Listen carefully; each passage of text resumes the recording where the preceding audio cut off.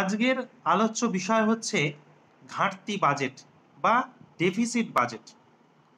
আমরা মোটামুটি বাজেটের আলোচনা প্রসঙ্গে বলেই ফেলেছি যে বাজেট কাকে বলে। সোজা কথায় বাজেট হচ্ছে সেটাই যে কোনো একটি আর্থিক বছরের সম্ভাব্য আয় ব্যয়ের হিসাব নিকাশ। কিন্তু এখানে বলছে ঘাটতি বাজেট কাকে বলে, অর্থাৎ সম্ভাব্য যে আয় ব্যয়ের হিসাব করছি আমরা, সেই সম্ভাব্য আয় ব্যয়ের নিরিখে যে চূড়ান্ত বাজেটটি তৈরি হচ্ছে, সেই চূড়ান্ত বাজেটটি তৈরি হবার পর আমরা যে পরিমাণ টাকা খরচ করব বলেছি তার থেকেও যদি অতিরিক্ত টাকা আমরা খরচ করে ফেলি, সেইটাকেই বলা হচ্ছে ঘাটতি বাজেট। ধরে নাও আমাদের বৃহত্তর ভারতবর্ষের বৃহত্তর সংসদীয় গণতান্ত্রিক ভারতবর্ষের ধরে নাও কোনো একটি খাতে আমি 100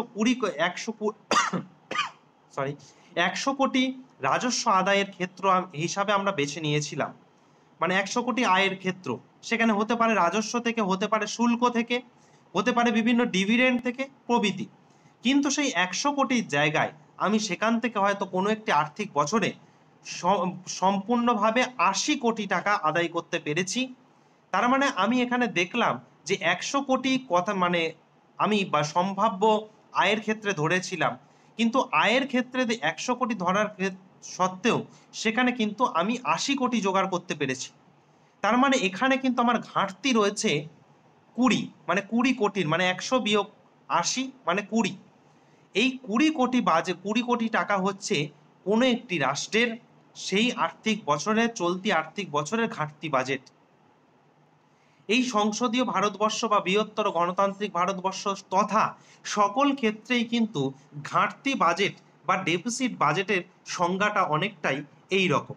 যাই হোক, এই ঘাটতি বাজেট কিন্তু আবার পূরণের জন্য সরকার বিভিন্ন নীতি গ্রহণ করে থাকে। যেমন অনেক সময় টাকা ছাপিয়ে সেই ঘাটতি বাজেট পূরণের চেষ্টা করে, কারণ আমাকে তো দেশের মধ্যে সেই অর্থের যোগান দিতে হবে, কিন্তু সেটা নেই যে কালে, সেইটাকে পূরণ করার জন্য টাকা ছাপিয়ে সেই ঘাটতি পূরণ করার চেষ্টা করতে হতে পারে। আর না হলে সমগ্র রাষ্ট্রের মধ্যে একটি মুদ্রাস্ফীতির পরিবেশ গড়ে উঠবে এবং সেক্ষেত্রে বাধ্যতামূলক সঞ্চয়ের ওপর জোর দেওয়া যেতে পারে। তার মানে আমার এখানে ঘাটতি বাজেট দেখা যাচ্ছে। আবার এটাও হতে পারে যে আমি হয়তো যেমন সঞ্চয়ের ওপর জোর দিচ্ছি, আমি যেমন টাকা ছাপানোর উপর জোর দিচ্ছি, আবার এটাও হতে পারে যে আমি অন্য কোনো রাষ্ট্র থেকে ঋণ নেবার চেষ্টা করছি বা ঋণ নিয়ে সেই ঘাটতি যেটা আছে সেটাকে পূরণের চেষ্টা করছি।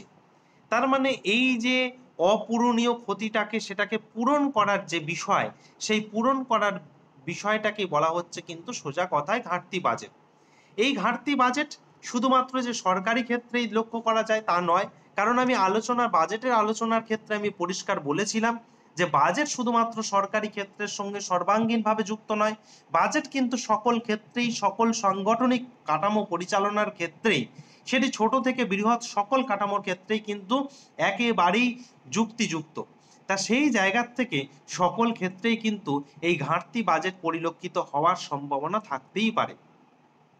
তবে এই ঘাটতি বাজেটের কিন্তু কিছু প্রভাব আছে। সেই প্রভাবগুলো কি কি না, আমরা জানি যে ঘাটতি বাজেট, যেটা আমি আগেও আলোচনা করলাম, ঘাটতি বাজেট হলে কি কি করণীয় না, কি কি করণীয় বা কি কি প্রভাব ফেলতে পারে, সেটা হচ্ছে বাধ্যতামূলক সঞ্চয়ের ওপর বিশেষভাবে জোর দেওয়া যেতে পারে। আবার কি হচ্ছে, সরকারের সুদের বোঝা বৃদ্ধি পেতে পারে, সরকার যে সুদ অনুসারে যে টাকা আদায় করছে মার্কেট থেকে, সেই সুদের পরিমাণ হয়তো আরো বেড়ে যেতে পারে। সমাজে মুদ্রাস্ফীতি ঘটতে পারে, বিনিয়োগের প্রকৃতিতে পরিবর্তন আসতে পারে। আর কি কি হতে পারে না, অপরিকল্পিত খাতে ব্যয় বৃদ্ধি হতে পারে। এছাড়াও সরকারের ঋণের দায় বৃদ্ধি হতে পারে, সরকার একটা ঋণ হয়তো ছিল, কিন্তু তারপরেও দেখা যাচ্ছে সেই ঘাটতি পূরণের জন্য আরো নতুন করে ঋণ নিচ্ছে, ঋণের ওপর ঋণের বোঝা কিন্তু আবার পুনরায় বাড়তে পারে। এগুলো কিন্তু হচ্ছে ঘাটতি বাজেটের প্রভাব। তার মানে সোজা কথায় আমার বলতে গেলে যেটা বলা যেতে পারে সেটা হচ্ছে যে ঘাটতি বাজেট, আমি একটি সম্ভাব্য আয় ধরেছিলাম, কিন্তু সেই সম্ভাব্য আয়ের চূড়ান্ত পরিণতি সেটা হয়তো চূড়ান্ত হওয়া সম্ভব হচ্ছে না বা বাস্তবায়িত হওয়া সম্ভব হচ্ছে না। তার থেকে কম আয় হয়েছে সেটা কি বলা হচ্ছে, সেই পরিমাণ কম আয়কে বলা হচ্ছে ঘাটতি বাজেট। এবং সেই বাজেটের ঘাটতি পূরণ করার জন্য বিভিন্ন উদ্যোগ গ্রহণ করা হয়েছে এবং সেগুলোকে প্রভাব হিসাবে দেখাচ্ছে। আমি বললাম যে বাধ্যতামূলক সঞ্চয়, বা আমি বললাম যে সরকারের ঋণ আরো বেশি করে নিতে হতে পারে, আমি বললাম অপরিকল্পিত খাতে বৃদ্ধির কথা, আমি বললাম মুদ্রাস্ফীতির কথা।